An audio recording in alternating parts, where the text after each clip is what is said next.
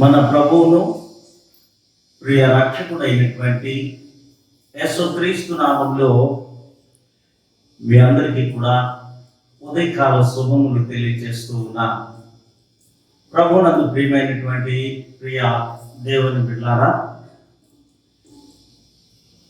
మనందరము కూడా విపత్కర సంఘటనలో మనం ఉన్నాము కనుక ఈ కరోనా యొక్క బలహీనత వలన ప్రపంచమంతా ఆవేదనతోనూ ఆక్రందనతోనూ ఉన్నారు కనుక, విలపిస్తూ ఉన్నారు కనుక ప్రార్థన చేసుకుని దేవుని వాక్యాన్ని చదువుకుందాం.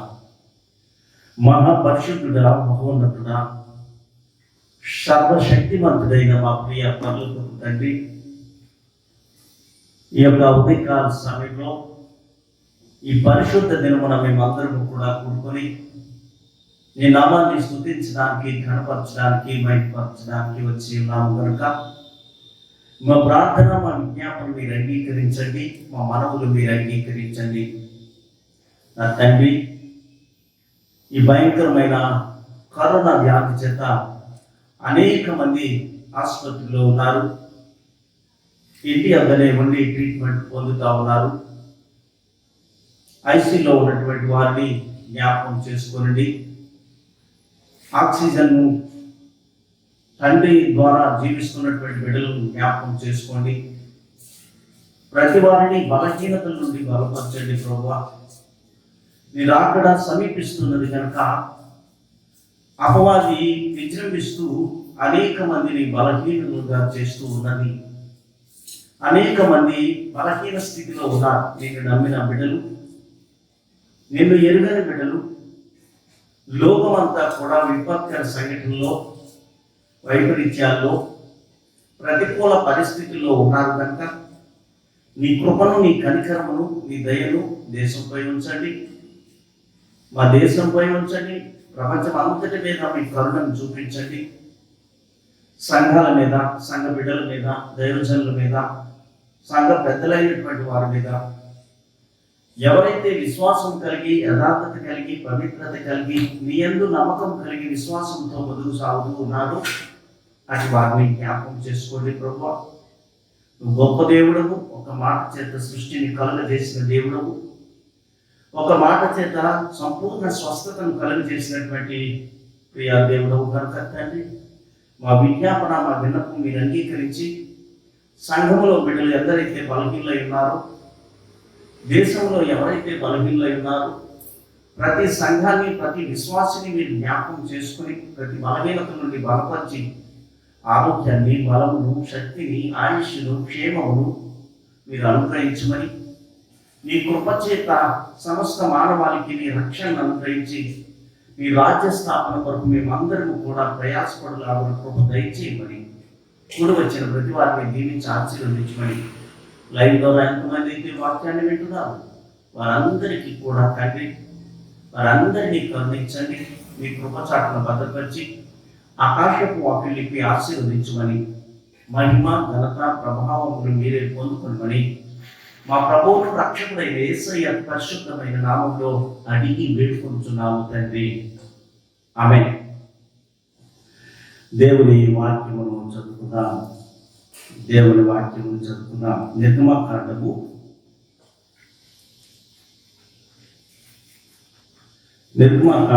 14వ అధ్యాయము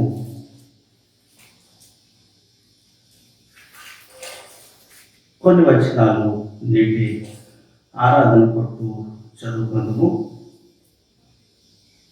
10 నుండి 14 వరకు దేవుని వాక్యాన్ని చదువుకుందాం.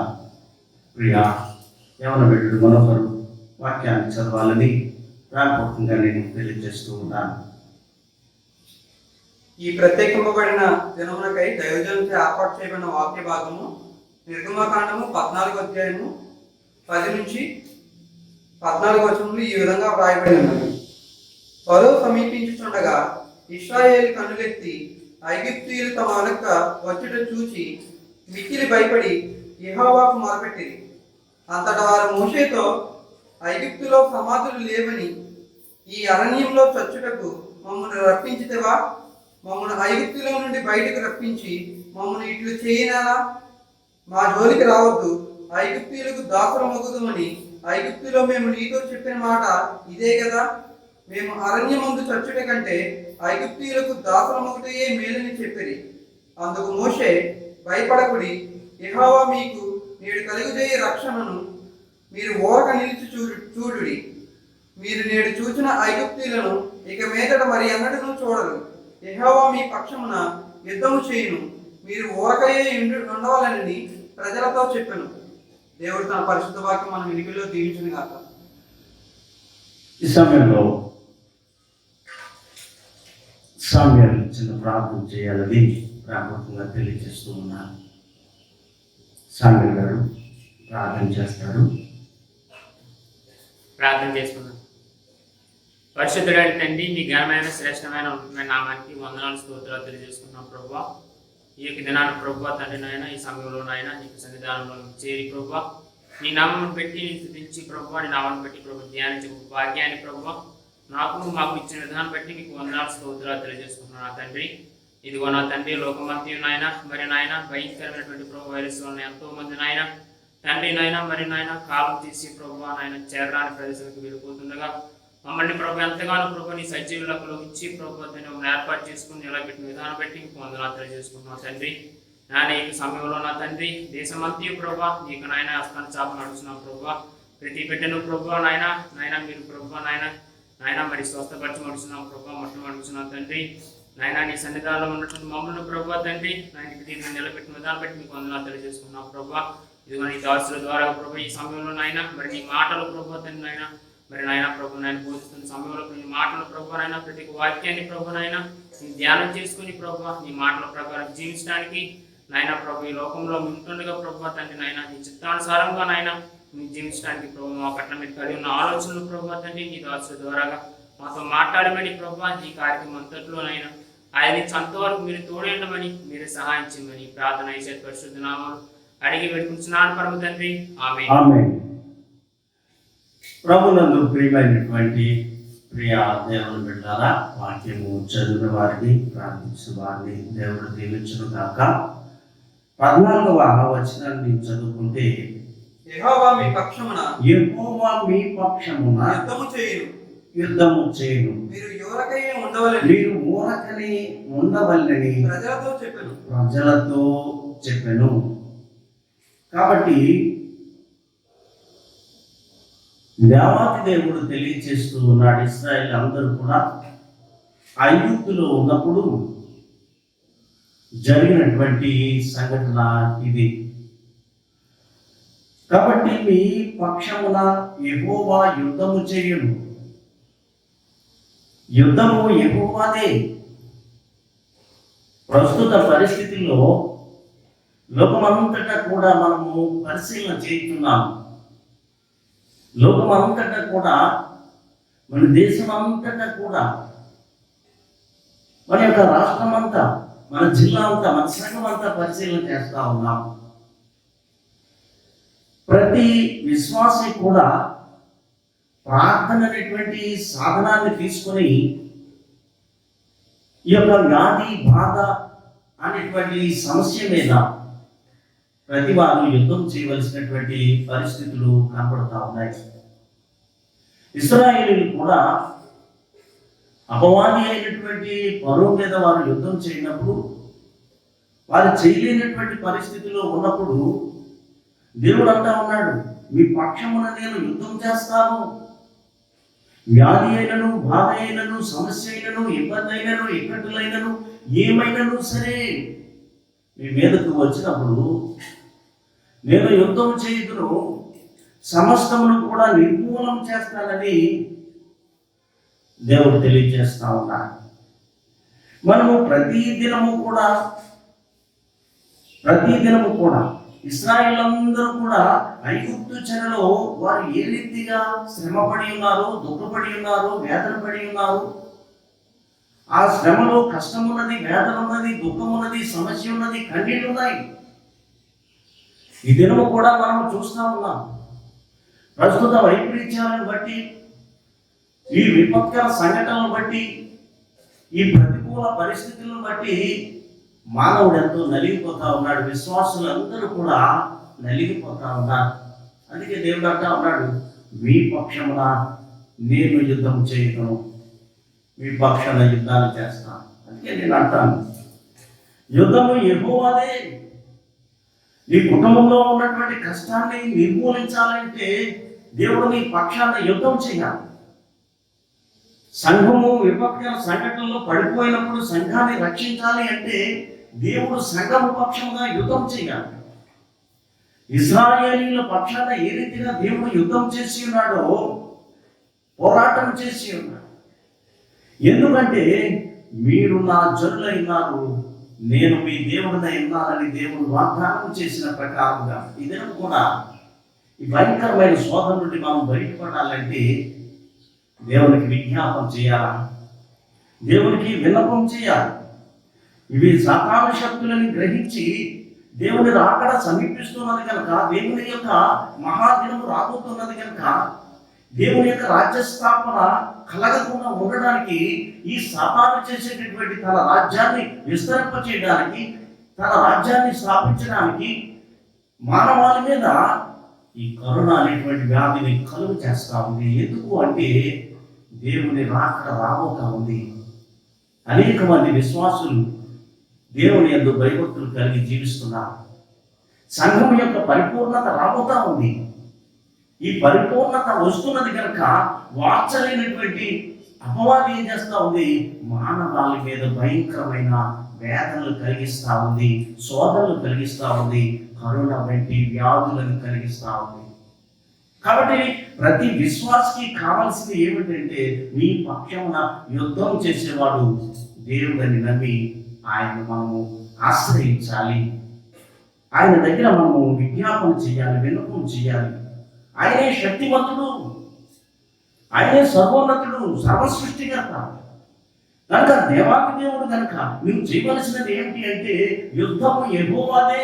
అపవాది మీద యుద్ధం చేయవాడు దేవుడు, ఈ భయంకరమైన వ్యాధి మీద యుద్ధం చేయవాడు దేవుడు, ఈ శోధన మీద యుద్ధం చేయవాడు దేవుడు. నీకున్నటువంటి ప్రతి సమస్యను దేవునికి విజ్ఞాపన చేస్తే, దేవునికి విన్నపం చేస్తే, దేవునికి అంగలాడితే నీకున్నటువంటి ప్రతి వ్యాధి నుండి, బాధ నుండి, సమస్య నుండి, ఇబ్బంది నుండి, ఇక్కడి నుండి, కన్నీటి నుండి, కష్టం నుండి నీకు విడుదల కలుగు చేస్తాడనేటువంటి సత్యాన్ని నేను తెలియజేస్తా ఉన్నాను. వాక్యం చూసినప్పుడు యెషయా గ్రంథము 49వ అధ్యాయంలో 25వ వచనాన్ని చూస్తా ఉన్నాము. యెహోవా ఇలా సెలవిస్తున్నాడు, దేవుడు ఇలా సెలవిస్తా ఉన్నాడు, బలాఢ్యులు చెరపట్టిన వారు సహితము విడిపింపబడుదురు, భీకరులు చెరపట్టిన వారు విడిపింపబడుదురు. నీతో యుద్ధము చేయ వారితో నేనే యుద్ధము చేసేదను. దేవుడు ఏమంటున్నాడండి, నీకు వచ్చినటువంటి వ్యాధిని బట్టి ఏమంటున్నాడు, నేను యుద్ధం చేస్తాను నీ పక్షమున యుద్ధం చేయవాడు నేనే, నీకు కలిగినటువంటి కష్టం నుండి విడుదల కలిగించేవాడు నేనే, అనువాడను వినివాడను సమస్తమును నేను నీ దేవుడునయ్యా అని వాక్యం తెలియదు. బలవంతులవని బలహీనులవని, సామంతులేమి సామాన్యులేమి వారందరినీ కూడా చెరపట్టబడిన ఈ వ్యాధి నుండి ఈ దినాలు మనం చూస్తా ఉన్నాం. కోట్లకు అధికారులైనటువంటి వారు చనిపోతా ఉన్నారు, బలవంతులు బలహీనులు చనిపోతా ఉన్నారు. అందుకనే బలవంతులైన వారు అపవాది చేత చెరపట్టబడి ఉన్న వారిని నన్ను ఆశ్రయిస్తే నేను వారికి విడుదల కలుగు చేస్తాను. బలవంతులైన వారు, భీకరులైన వారు, బలవంతుల కంటే బలవంతులు, అలాంటి వారికి కూడా ఎప్పుడైతే సతాను వారిలో ఉన్నదో దేవుని యొక్క ఆ విడుదల వారిలో లేదు. విడుదల కావాలి అంటే ప్రభువుని ఆశ్రయించాలి. ఈ భయంకరమైన వ్యాధి నుండి, ఈ భయంకరమైన శోధన నుండి, ఆ చెరపట్టబడిన ఆ చెర నుండి మనం విడుదల కావాలి అంటే యుద్ధము చేయవాడను నేనే.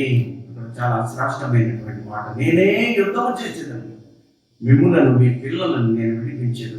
దినము ప్రపంచం అంతా కూడా వ్యాధులతో ఉన్నది.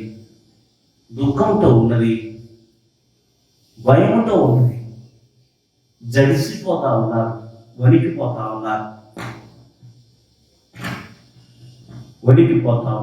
ఇలాంటి పరిస్థితుల్లో దేవుడు నీకు ఒక శ్రేష్టమైన వాగ్దానాన్ని, నేనే నీ పక్షంగా యుద్ధం చేయగలను. దేవుడు నీ పక్షాన్ని యుద్ధం చేస్తాడు, నా పక్షాన్ని యుద్ధం చేస్తాడు, నీ పక్షాన్ని యుద్ధం చేస్తాడు. మనందరి పక్షాన్ని పోరాడువాడు దేవాది దేవుడి. కాబట్టి మనకి శక్తి చాలినప్పుడు బలహీనులైన వారు, బలవంతులైన వారు, అల్పులైన వారు, సామాన్యులైన వారు, ఘనులైన వారు, సామంతులైన వారు చెరపట్టబడినప్పుడు దేవుని ఆశ్రయించాలి, దేవుని కొరకు బ్రతకాలి. తండ్రి, నీ చిత్తాన్ని నా పట్ల జరిగించము. నేను అపవాది యొక్క కోరల్లో నేను బందీగా ఉన్నాను, అపవాది యొక్క చేతులలో నేను బందీగా ఉన్నాను. ఈ లోకమంతటిని కూడా బంధించి తన రాజ్య స్థాపన వరకు తన రాజ్యంగా మార్చుకోవాలని భయంకరమైన వ్యాధులను కలిగించేస్తా ఉన్నది అపవాది. ఎందుకు అంటే దేవుని రాకడ సమీపిస్తూ ఉన్నది. దేవుడే రాబోతున్నాడు కనుక ఆయన అంటాడు, నీ పక్షమున నేను యుద్ధము చేయును. యోగు గారు అంటారు, మా నరుని యొక్క కాలము యుద్ధకాలం అయిపోయింది. వ్యాధి మీద యుద్ధము, దేశం మీద దేశం యుద్ధము, సంఘం మీద సంఘము యుద్ధము, మనుషుల మీద మనుషుల యుద్ధము. ప్రస్తుత కాలం అంతయు కూడా యుద్ధ కాలముగా ఉన్నది. మొదటి ఆ మాటను యెహోవా యుద్ధము, యెహోవాదే అంశము. మొదటి మాటగా మనం చూస్తే మీరు మౌనముగా ఉండుడి. ఆ మాట మనం చదివినాం కదా, మౌనముగా ఉండుడి. 14వ వచనంలో యెహోవా మీ పక్షంలో యుద్ధం చేయను, మీరు ఊరకయే ఉండవలెనని వాక్యం తెలియజేస్తాం. మనం మౌనంగా ఉండాలి, మౌనంలో దేవునికి విజ్ఞాపన చేయాలి, మౌనంలో దేవుణ్ణి కొనియాడాలి. మొదటి అంశం ఆ మాట మనం చూస్తా ఉన్నాం. మీరు ఊరకయే ఉండుడి, మౌనముగా ఉండుడి, యుద్ధం నేను చేస్తాను మీ పక్షంలో. వ్యాధి గురించి దేవుని నమ్మిన వారు ఎంతమంది, అనేక మంది భయపడతా ఉన్నారు, వణికిపోతా ఉన్నారు. మీరు మౌనంగా ఉండండి, మీ పక్షాన నేను యుద్ధం చేయగలని దేవుడు తెలియజేస్తా ఉన్నాడు. ప్రియా దేవుని బిడ్డ, దేవుని నమ్మినటువంటి మనం ఈ దినము అపవాది గురించి మనం భయపడతా ఉన్నాం. మీరు మౌనంగా ఉండి ప్రార్థన చేయండి. అందుకే రెండవ మాట మనం చూస్తాం, సమూయేలు 2వ సమూయేలు గ్రంథంలో మనం చూస్తే అక్కడ దావీదుకి అభిషేకం జరుగుతూ ఉన్నప్పుడు ఒక సాతాను వలె ఫిలిష్తీయులు అందరూ వచ్చి దండెత్తి వచ్చారు. దావీదుకి అభిషేకం జరుగుతూ ఉంది. అపవాది వలె ఈ ఫిలిష్తీయులందరూ, శత్రువులందరూ వారి మీదకి వచ్చేసినప్పుడు వారందరూ కూడా ఎంతగానో ఇశ్రాయేలు అందరూ భయపడిపోయారు. 13వ అధ్యాయము ఆ మాట మనం చూస్తూ ఉన్నాం. 13వ అధ్యాయం 6వ వచనంలో అమ్మోను మొదటి సమూయేలు 13:6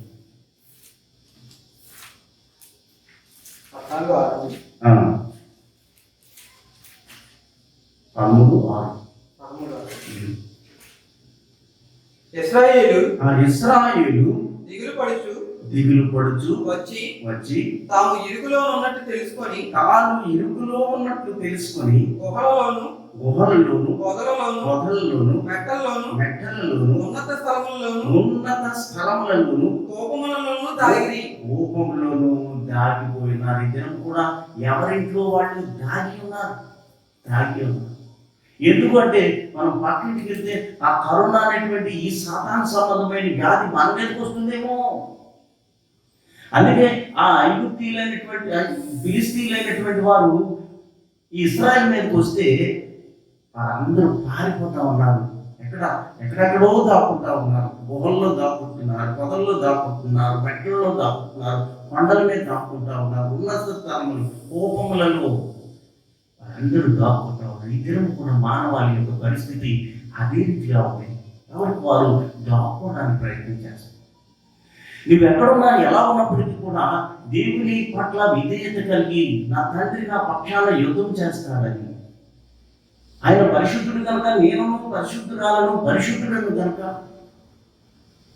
ఆయన నా పక్షమున యుద్ధం చేయవాడు కనుక నేను గుహల్లో ఉన్నా, పొదల్లో ఉన్నా, మెట్లలో ఉన్నా, ఉన్నతమైన స్థానంలో ఉన్నా, కోపంలో ఉన్నా, నన్ను రక్షించేవాడు దేవుడు అనే సత్యాన్ని గ్రహించాలి. ఈ భయంకరమైన శోధనా కాలంలో మనం ఉన్నాము, భయంకరమైన వేదనా కాలంలో మనం ఉన్నాము. ఇలాంటి పరిస్థితుల్లో దేవుణ్ణి ఆశ్రయించాలి. దేవుణ్ణి నీ పక్షమున పోరాటం చేయి రాజుగా ఎన్నుకోవాలి. నీ పక్షమున ఆయన యుద్ధం చేసేటటువంటి దేవాది దేవుడుగా ఇశ్రాయేలు అందరూ భయపడిపోతా ఉన్నారు. వారు అక్కడక్కడ గుహలు, కొండలు, మెట్టలు, సముద్ర తీరంలో అన్ని చోట్ల దాక్కుంటా ఉన్నారు. ఎందుకు అంటే ఆ ఫిలిష్తీయులు అనేకమైన ఆయుధాలు కలిగి ఉన్నారు. కనిపించిన వారిని ఉన్న పాటను చంపివేయడానికి సిద్ధపడతా ఉన్నారు.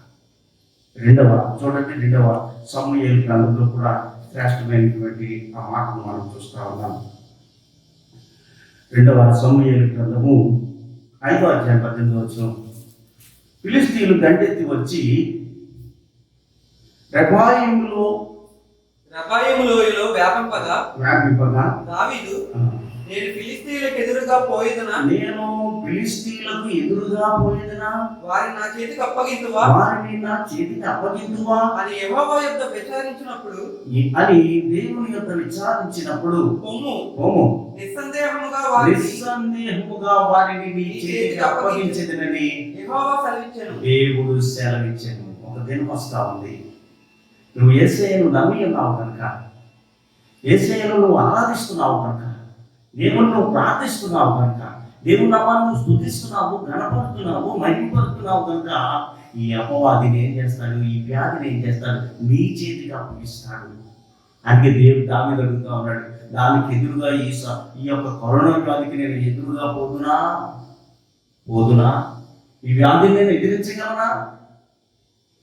మానవాళి అందరూ కూడా ప్రపంచం ఎదిరించగలరా? ఆందోళన, ఆవేదన, ఎంతో దుఃఖంతో ఉన్నారు ప్రజలందరూ కూడా.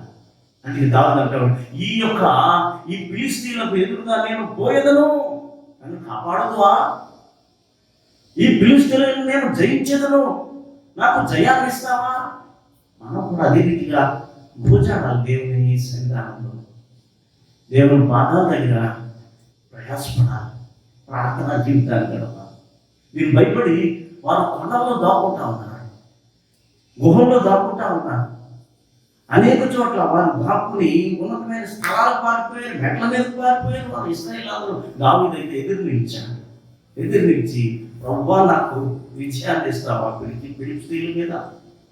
ఫిలిష్తీయుల మీద నాకు విజయాన్ని ఇస్తావా? ఈ దినము ఈ కరోనా వ్యాధి కొరకు ఈ రీతిగా మనం దేవుని నా పక్షమున యుద్ధం చేస్తాడనే పోరాటం మనం చేయవలసిన వారు. ధైర్యం వహించి నేను దేవుని వాడను, దేవుడు నా వాడు కనుక నేను ధైర్యం వహించి పోరాటం చేస్తానని ఒక తీర్మానం చేసుకోవాలి. మనం భయపడితే అపవాదిని ఇంకా బెదిరిస్తాడు. చూడండి, చిన్నపిల్లలు రోడ్డు వెళ్తుంటే ఒక్కొక్క తలుపు వచ్చింది అనుకోండి, పిల్లడు పారిపోతున్నాడు అనుకోండి, ఏమవుతుంది? ఇంకా పరుగులు చేస్తుంది కుక్క. కానీ నిలబడి ఒక రాయి తీసి ఇలా అన్నాడు అనుకోండి, వెంటనే ఆ కుక్క ఏమవుతుంది? పారిపోవాలి. అందుకే దావీదు అంటూ ఉన్నాడు, ఫిలిష్తీయులకు ఎదురుగా నేను పోయేదనా, ఫిలిష్తీయులను నేను జయించేదనా?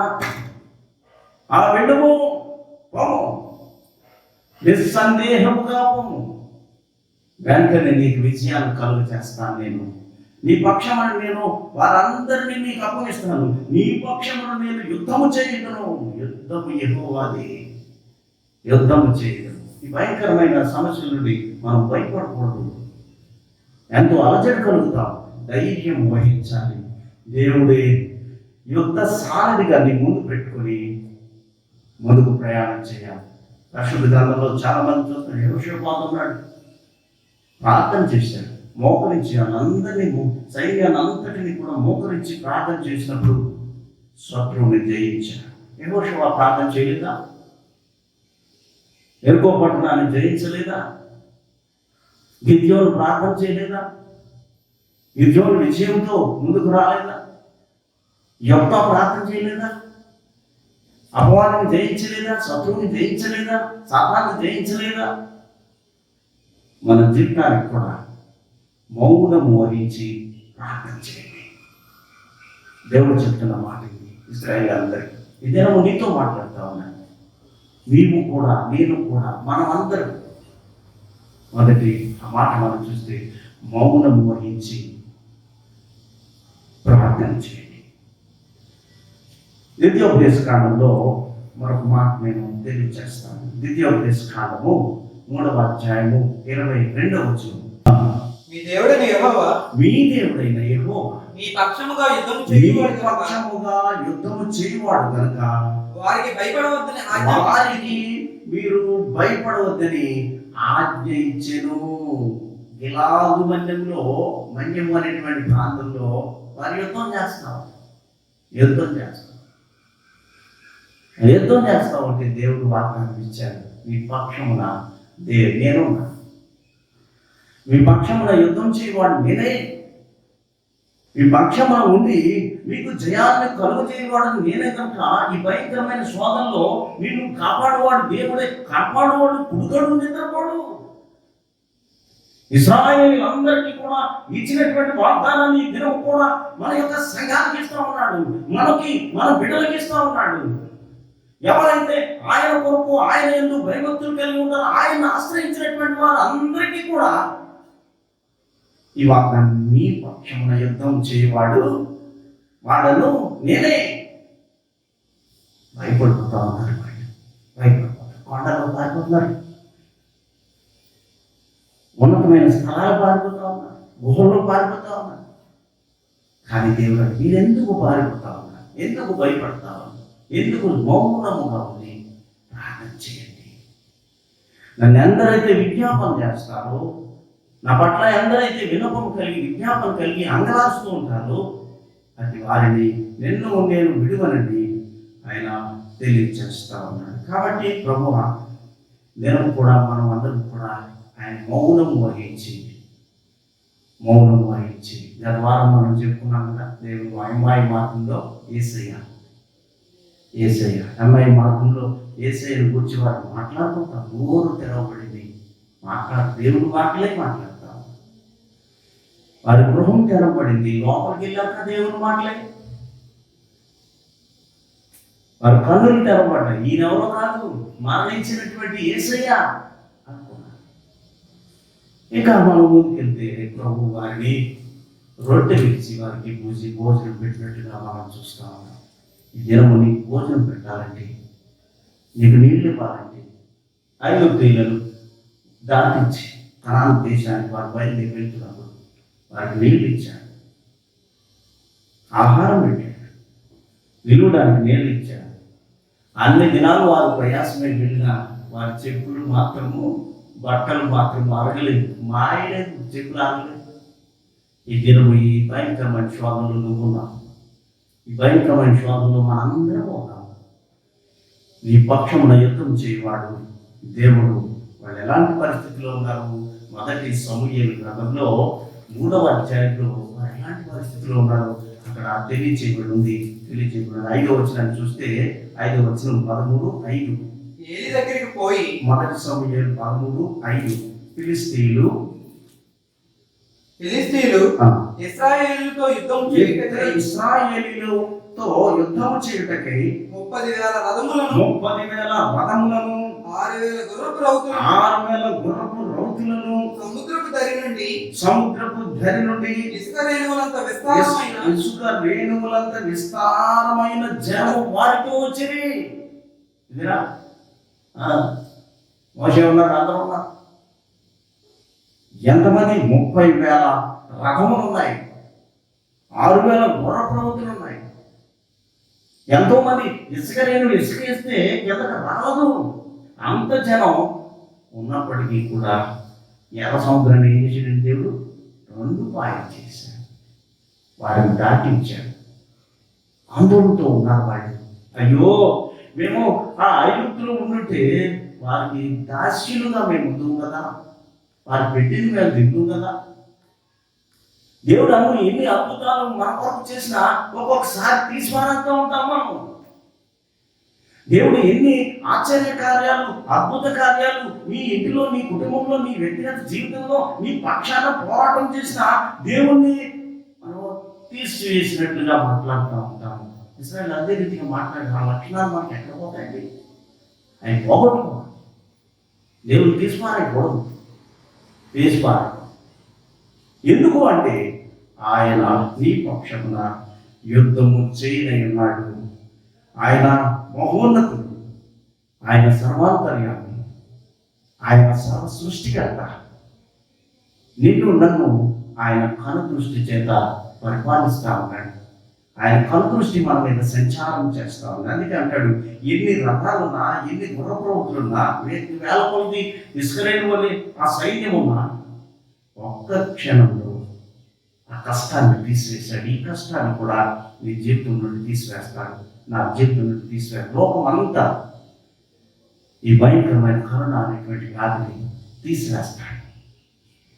మనము దేవుని మీద ఆధారపడాలి. దేవుడే యుద్ధ సారథిని మనం గ్రహించాలి. ఇంకా దావీదు అంటాడు, గాఢాంధకారపు లోయలో నేను నన్ను.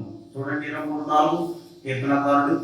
గాఢాంధకారపు లోయలో లోయల్లో నేను సంచరించిన ఏ అపాయమునకు భయపడను. నీవు నాకు తోడైందు. నీ దుడ్డు కర్రయు నీ దండము నన్ను ఆదరించును. మొదటిది మౌనముగా ఉండి ప్రార్థన చేయాలి. రెండవది భయపడక ప్రార్థన చేయాలి. భయపడకూడదు ఏ విషయాన్ని. దావీదు ఏ రీతిగా ప్రార్థన చేశాడు? దానికి కష్టకాలం వచ్చినప్పుడు, శ్రమకాలం వచ్చినప్పుడు, దుఃఖకాలం వచ్చినప్పుడు, ఎన్నో ప్రతికర సంఘటనలు వచ్చినప్పుడు, ఎన్నో వైపరీత్యాలు వచ్చినప్పుడు, ఎన్నో ప్రతికూల పరిస్థితులు వచ్చినప్పుడు, శత్రువులు మీదకి దండెత్తుకు వచ్చినప్పుడు, నీ దుడ్డు కర్రయు నీ దండమును నన్ను ఆదరించు. ఆ మాట నువ్వు ఎప్పుడైనా చెప్పువా? ఎప్పుడైనా మాట అన్నావా నువ్వు? ఒకవేళ అనకపోతే దినం అను. నీ దుడ్డు కార్యాలు నీ దండము నన్ను ఆదరించి నీ భయంకరమైన కరోనా వ్యాధి నుండి నన్ను తొలగించు. ఒకటి మౌనముగా ఉండి ప్రార్థించి, రెండవది భయపడక ప్రార్థించండి. భయపడకుండా ప్రార్థించండి. ఈ ప్రతికూల పరిస్థితుల నుండి విడుదల కలిగిస్తారు దేవుడు. నీ కొరకు కాదు, నీ సంఘం కొరకు కాదు, ప్రపంచం అంతటి కొరకు కూడా విజ్ఞాపన చేయాలి. ఎందరో ఐసీలో ఉన్నారు, ఎందరో ఇంటి వద్దనే క్వారంటైన్లో ఉన్నారు, ఎందరికో ఆక్సిజన్ అందనటువంటి పరిస్థితులు కనపడతా ఉన్నాయి. ఇవన్నీ కూడా సాధారణ చేసేటటువంటి విపత్కర సంఘటనలన్నీ మీకు తెలియజేస్తున్నాను. ఎందుకు? దేవుని యొక్క రాజ్యం రాబోతా ఉంది. దేవుని యొక్క రాజ్యం ఈ లోకంలో విస్తరించబడుతుంది. ఈ విస్తరించకుండా ఉండాలి అంటే ప్రతి నరుడిని నేను బాధించాను. ప్రతి నరుడి మీద నేను ఏదో ఒక వ్యాధిని కానీ బాధను కానీ కలుగు చేయాలి అనేటువంటి సంకల్పంతో అపవాది సాతాను ఘట సర్పము ఉన్నది. పౌలు గారు అంటాడు, నీ కొమ్మం దగ్గరే ఉన్నది, గర్జించు సింహం వలె. దేశానికి, మన దేశ, ప్రపంచ రాష్ట్రాన్ని, జిల్లా నాశనం చేయడానికి. ఎందుకంటే ఆయన శాంతిమూర్తి. ఆయన మనం నశింప చేయడానికి రాలేదు. మనల్ని రక్షించడానికి వచ్చాడు, మనల్ని క్షమించడానికి వచ్చాడు, ఆయన నిత్యరాజ్యానికి తీసుకొని వెళ్ళడానికి వచ్చాడు, మానవ మాతృగా వచ్చినాడు. కాబట్టి మనం అనుకుంటాము దేవుని వలన వచ్చినదే కానీ అపవాది వలన వచ్చింది కాదు అనేటువంటి అనుకుంటాం. కానీ ఇది అపవాది వలన కలిగినది. ఎందుకు అంటే తన రాజ్యాన్ని లోకంలో విస్తరించాలి, నిత్య నరకానికి మానవాళ్ళని తీసుకొని పోవాలి అనే ఉద్దేశంతో కలుగజేసింది. అప్పుడు నువ్వు చెప్పవలసినటువంటి, ఏ అపాయమునకు నేను భయపడను, నీవు నాకు తోడయ్యందుకు, నీ దుడ్డుకరయు నీ దండమును నన్ను ఆదరించు. దావీదు వలె ఆ మాటలు చెప్పాలి. దావీదు కుమారుడు అంటాడు 39వ కీర్తనలో వలె మంచి మాట అంటారండి. ఆయన మంచి మాట అంటారు. చూడండి ఒకసారి 39:2 నేను కూర్చుండుట నేను కూర్చుండుట నీకు నేను తెలియను. లేచుట నేను లేచుట నీకు తెలియను. నీకు తెలియను. నాకు తలపు పుట్టక మునిపే నాకు తలంపు పుట్టక మునిపే నీవు నా మనసు గ్రహించుచున్నావు. నీవు నా మనస్సును గ్రహించుచున్నావు. నా నడకను నా నడకను, నా పడకను, నా బిడ్డలను, నా భార్యను, నా ఇంటిని సమస్తము కూడా నీవు ఎరిగి ఉన్నావు. చక్కని మాట. నువ్వు నడుస్తుంటే ప్రభువుకు తెలియను, నువ్వు పడుకుంటే ప్రభువుకు తెలియను, నువ్వు నడుచుట కానీ, పరుండుట కానీ, నువ్వు కూర్చుంటే కానీ, నీ తలంపులు కానీ, నీ ఆలోచన కానీ సమస్తమును కూడా దేవునికి తెలుసు. నువ్వు ఆలోచించేటటువంటి ప్రతి ఆలోచన కూడా నీకు తెలుసు ప్రభు అని ఆయన ప్రార్థన చేస్తా ఉన్నారు. కానీ ఈ సమయంలో నువ్వు కూడా అదే చేయాలి. ఇస్రాయేల్ అయితే భయపడి ఆ కొండలో పారిపోయారు, కోణంలో పారిపోయారు, ఉన్నతమైన స్థలాల్లో పారిపోయారు. నువ్వు చేయవలసింది ఏమిటి ఇక్కడ? నా నడక, నా పడక, నా తలంపులు, నా ఆలోచనలు, ఇది భయపడక ప్రార్థన చేయి. మౌనంగా ఉండి ప్రార్థన చేయి. మౌనంగా ఈ భయంకరమైన శోధన నుండి మనం బయటపడాలంటే, భయంకరమైన వేదన నుండి మనం బయటపడాలంటే, ఈ పక్షాన దేవుడు యుద్ధం చేయాలంటే మొదటి అంశం ఏంటి? యెహోవాయే యుద్ధం. యుద్ధం యెహోవాయే. మౌనంగా ఉండి ప్రార్థన చేయండి. భయపడక ప్రార్థన చేయండి. ఇక దేవుని బిడ్డలారా, నా నడక, నా పడక, నా ఆలోచన సమస్తము కూడా నీకు తెలుసు ప్రభువా. ఈ మాటలు నువ్వు ఎప్పుడైతే చెప్తావో అప్పుడు దేవుడు తప్పక ప్రతి సమస్య నుండి విడుదల కలుగు చేస్తా ఉంటాడు. అందుకే రెండవ విజ్ఞప్తిలో కూడా మనం ఒక 2 మాటలు చెప్తాను. 2 మాటలు చెప్తాను. చూడండి, 20-4 తమిళ గారు చూడండి. మనోహరం. వరకుడి వారి ముఖము చూచి బెదరకుడి. వారి ముఖము చూచి బెదరకుడి. మీ కొరకు మీ కొరకు మీ శత్రువులతో యుద్ధము చేసి మీ శత్రువులతో యుద్ధము చేసి మిమ్మల్ని రక్షించువాడు మిమ్ములను రక్షించువాడు మీ దేవుడైన యెహోవాయే. చూడండి, అంత మంచి మాట. వణికిపోతున్నాం మనం. మనకక్క ప్రార్థన చేయండి. 3వ మాట. మొదటి మాట ఏంటండి? మౌనంగా ఉండి ప్రార్థన చేయండి. 2వ మాట ఏంటండి? భయపడక ప్రార్థన చేయండి. ఇప్పుడు వణికిపోతున్నాను. వణికిపోతున్నాం. కొంచెం వస్తే వణికిపోతున్నాం, తాకపోతే వస్తే వణికిపోతున్నాం అండి. తాకపోతే వస్తే వణికిపోతున్నాం, కాళ్ళు ఆగితే వణికిపోతా ఉన్నాం. ఎందుకంటే అది మానవ ధర్మం, మానవ లక్షణం, మానవ స్వభావం. మనం మానవ మార్పులు కనుక వణికిపోతాం. వణకక ప్రార్థన చేయండి. 3వ మాట. కాబట్టి దేవుని బిడ్డలారా, దేవుడే యుద్ధం చేయవాడు. అంటే అంటాడు యెహోషువ గ్రంథంలో అంటారు, నీ కుడి పక్కన చూడండి 23:10 చక్కని మాటలు తెలియజేస్తారు. బాబు చదువు.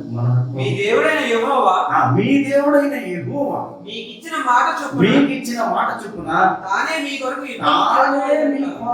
యుద్ధం చేయవాడు కనుక మీలో ఒకడు మీ మందిని తరుము. కాబట్టి మీలో ఒకడు 1000 మందిని తరుము.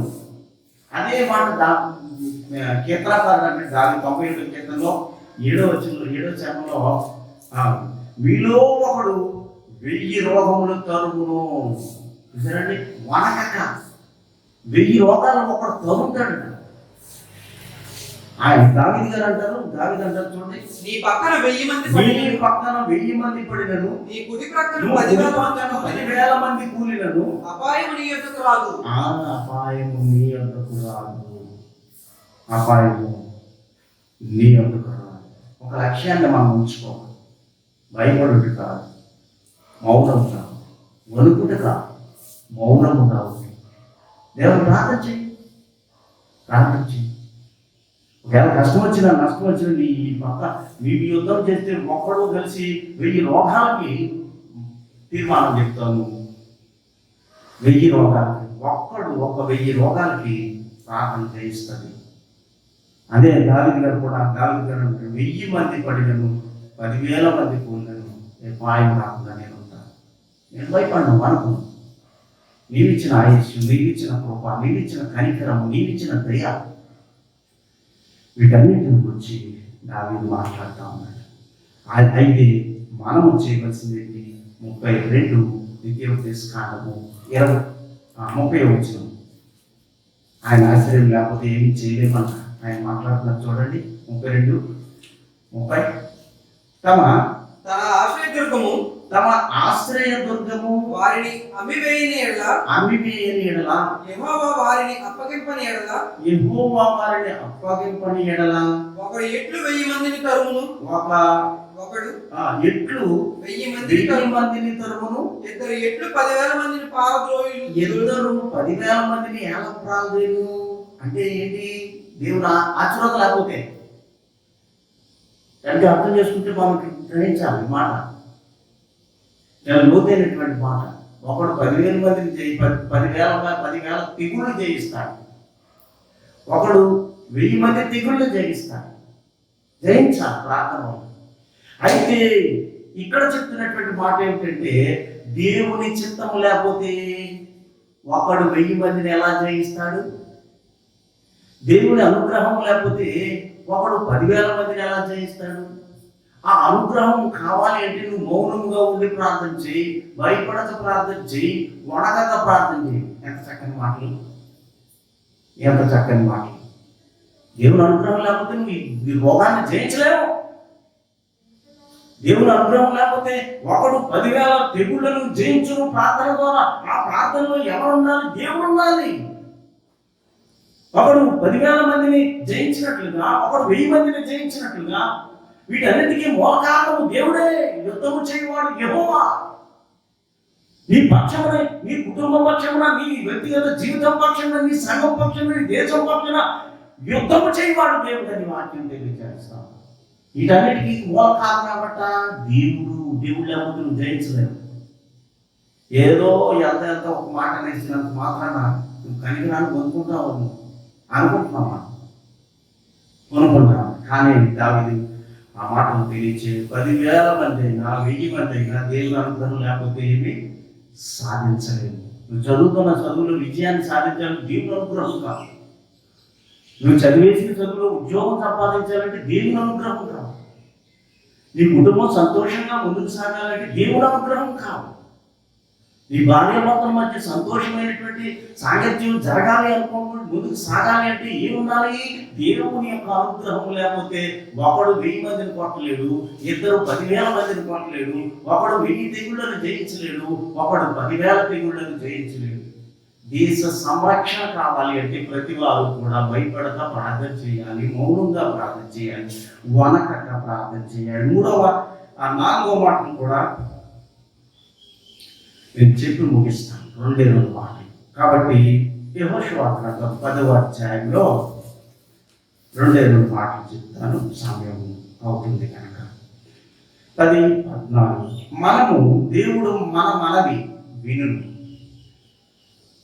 యెహోవా ఒక నరుని మనవి వినని యెహోవా ఒక నరుని మనవి విని ఆ దినము వంటి దినము దానికి ముందే గాని దానికి తర్వాతే గాని ఉండలేదు.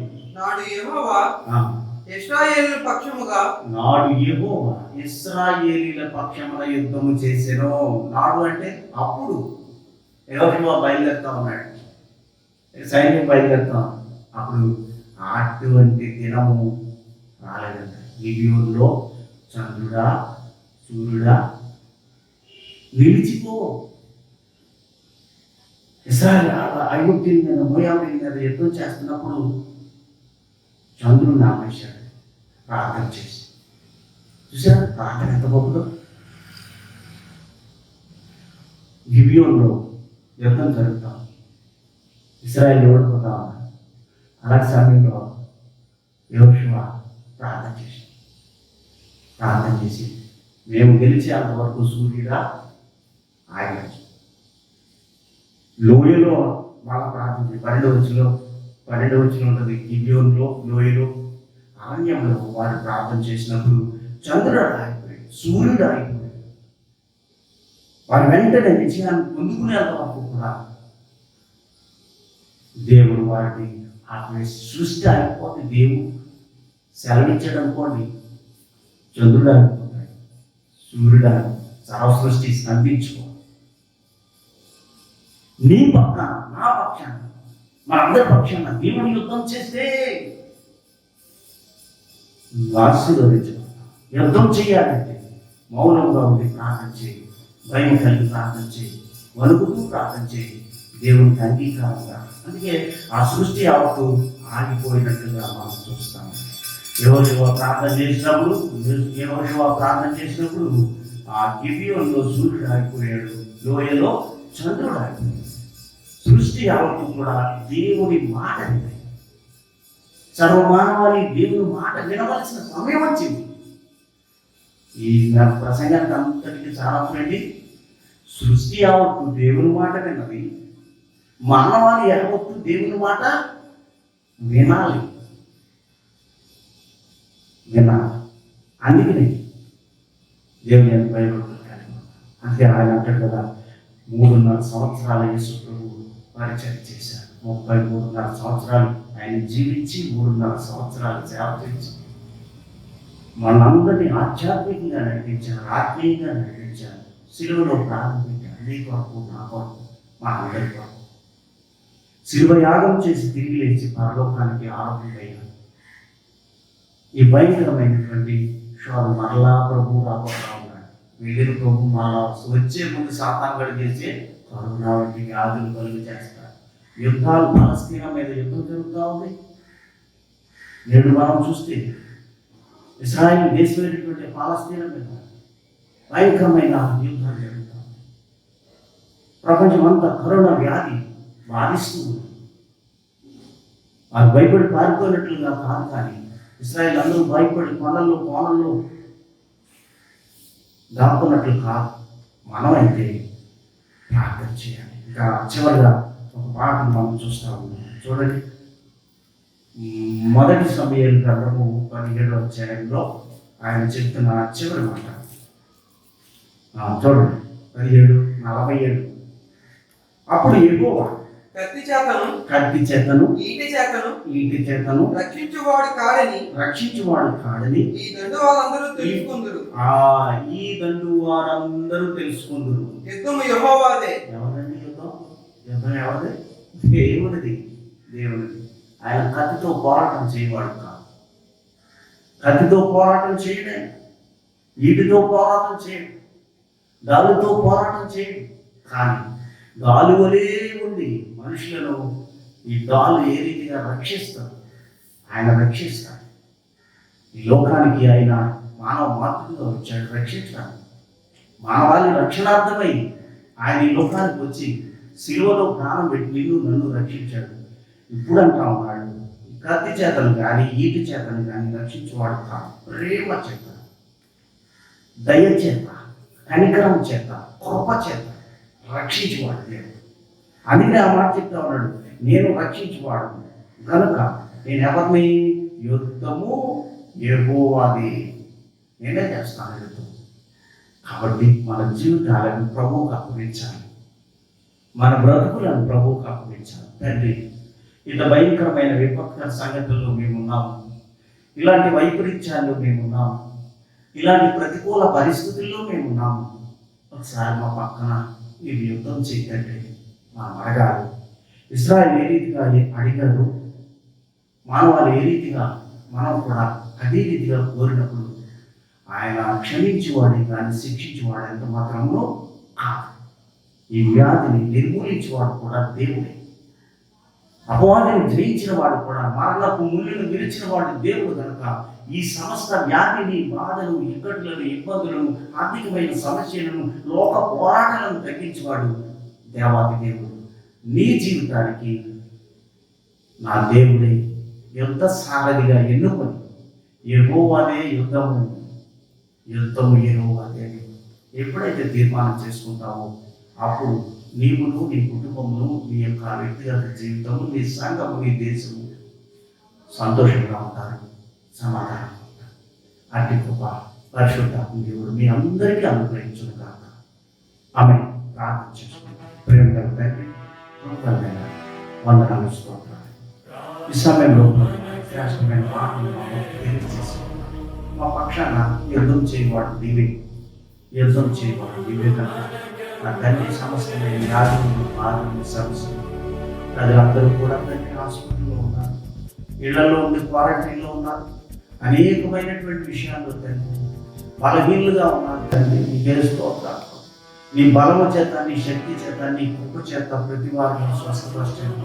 మా దేశాన్ని, మా యొక్క రాష్ట్రాన్ని, ప్రపంచాన్ని, మా సంఘాన్ని, మా యొక్క కుటుంబాలన్నిటినీ, ప్రతి వారి యొక్క జీవితాన్ని సంపూర్ణమైన ఆరోగ్యాన్ని, శక్తి, ఆయుష్తో నింపి సమస్తం కూడా మీ ఆలయంలో పెట్టుకుని ఆకాశపు వాకిలికి ఆశీర్వదించమని మహిమ ఘనత ప్రభావం మీరు పొందుకొని మా ప్రభువును రక్షకుడు యేసయ్య పరిశుద్ధమైన నామంలో అడిగి వేడుకొనుచున్నాము తండ్రి. తండ్రైన దేవుని ప్రేమ, కుమారుడైన యేసుక్రీస్తు కృప, పరిశుద్ధాత్మ యొక్క దీవెన ఆశీర్వాదం ఇప్పుడు ఎల్లప్పుడూ సదాకాలం మీకు తోడై ఉండును గాక. ఆమేన్.